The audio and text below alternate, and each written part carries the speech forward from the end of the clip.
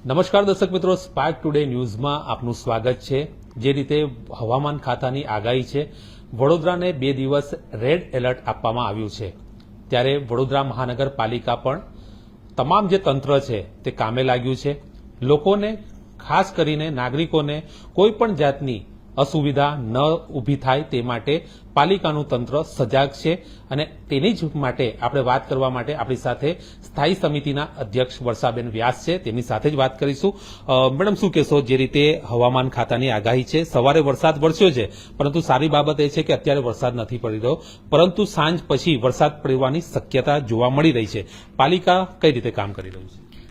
જ્યારથી કાલ બપોરથી આપણને જ્યારનો રેડ એલર્ટ જે ગુજરાતની અંદર જે જગ્યાએ આપ્યું છે, તો તરત જ આપણા કલેક્ટરશ્રીએ આજે ખાસ તો રજા જાહેર કરીને એ પણ સાવધાની રાખી છે।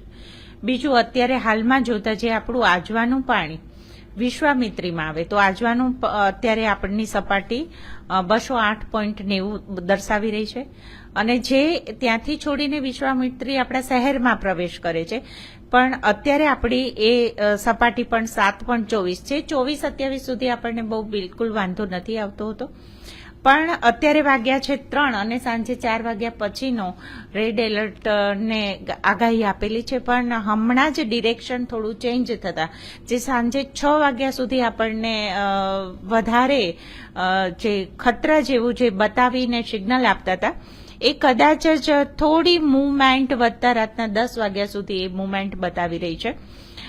પણ આવો સૌ વડોદરાવાસીઓ છે, આપણને ખરેખર આગાહી સેન્ટ્રલ ગવર્મેન્ટ તરફથી પણ એક જાહેર થઈ છે, એમાં પર્પલ એલર્ટ પણ આપણને બતાવી રહ્યા છે, તો રેડ, પર્પલ આ બધી જ આપણને એક સૂચકતા બતાવે છે, તો આપણે પણ સૂચકતા સાથે પાલિકાનું તંત્ર એકદમ સજાગ છે। સવારથી જ કોઈ પણ કેચપીટથી લઈને ક્યાંય બી પ્રશ્ન હોય તો એ પણ નાનામાં નાની બાબતનું પણ ધ્યાન રાખ્યું છે।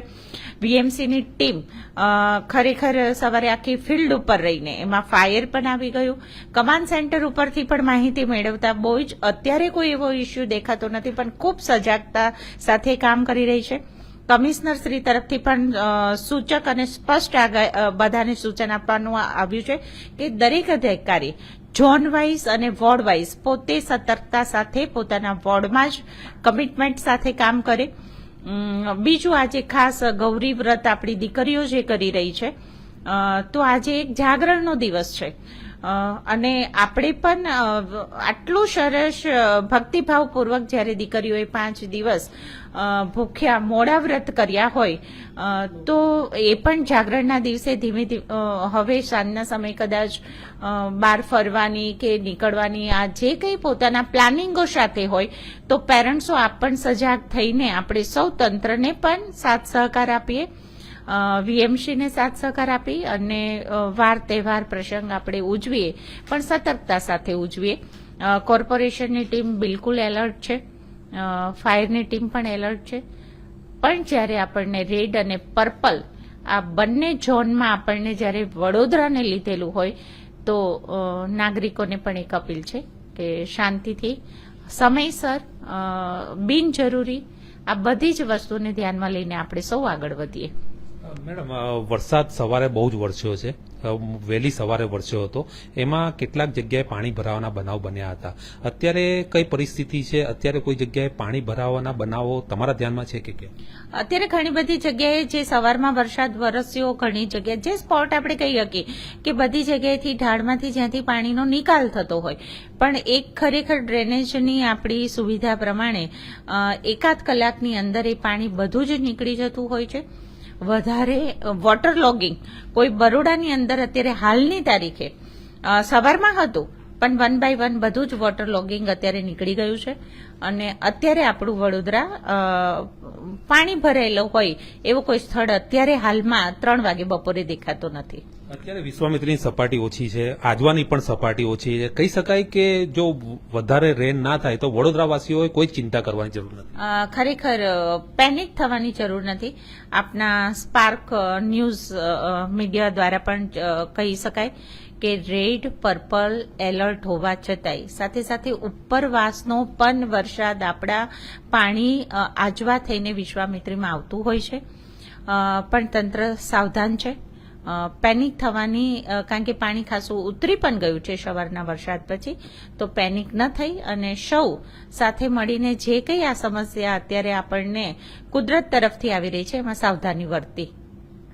ચોક્કસ આ હતા સ્થાયી સમિતિના અધ્યક્ષ વર્ષાબેન વ્યાસ. તેમના દ્વારા જણાવવામાં આવ્યું છે કે નાગરિકોને પેનિક થવાની જરૂર નથી. ખાસ કરીને રેડ એલર્ટ અને પર્પલ એલર્ટ છે, પરંતુ અત્યારે આજવાની સ્થિતિ અને વિશ્વામિત્રીની સ્થિતિ, આ બંને સ્થિતિ અત્યારે બહુ જ લેવલની નીચે છે. એટલે વડોદરા શહેરમાં એનું જે પાણી ભરાવાનું જે સમસ્યા છે તે પૂર આવવાની શક્યતા નથી ખાસ કરીને.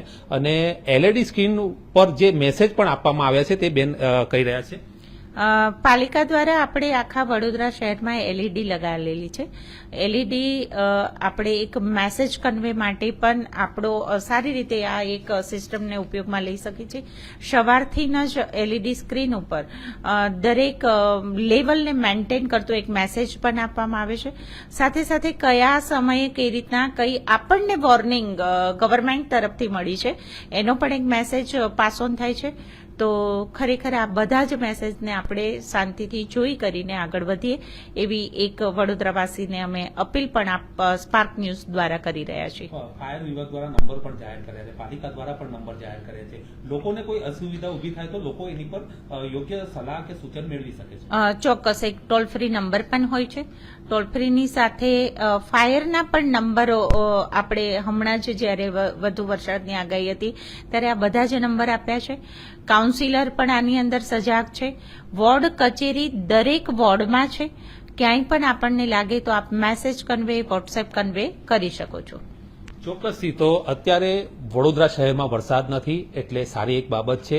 નાગરિકોએ સાવચેતી રાખવાની જરૂર છે. ખાસ કરીને જે સાંજ પછીનો સમય જે આપવામાં આવ્યો છે, વરસાદની સંભાવનાઓ છે, પરંતુ હાલની સ્થિતિ જોતા વડોદરા શહેરમાં પૂરની કોઈ પરિસ્થિતિ નથી. એ એક બહુ જ સારી બાબત છે. પરંતુ વડોદરા મહાનગરપાલિકાનું વહીવટી તંત્ર હોય કે ચૂંટાયેલી પાક હોય, આ તમામ લોકો અત્યારે તમામ પરિસ્થિતિ પર નજર રાખી રહ્યા છે અને વડોદરા શહેરના નાગરિકોને સલામતી મળે તે માટેના પગલાં લેવામાં આવી રહ્યા છે.